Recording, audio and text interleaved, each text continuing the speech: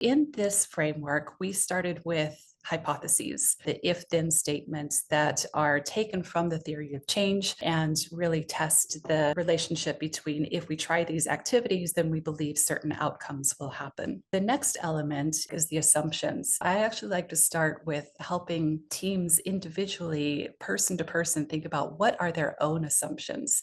What are their own assumptions around context? What are their own assumptions around cause and effect?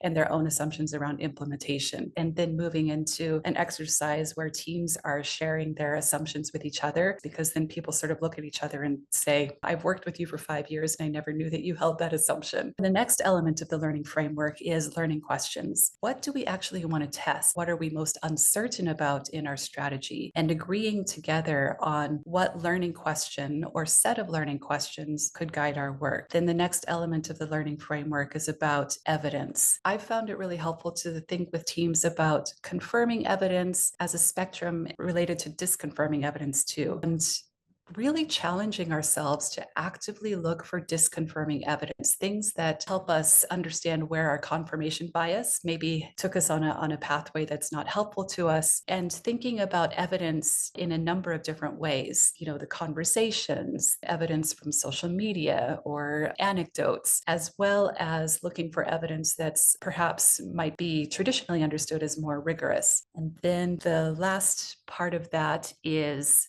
actually building in routine sense making and reflection. This looks different from organization to organization, but I've found that really paying careful attention to the how of those reflection sessions can make all of the evidence come to light and be much richer in conversation.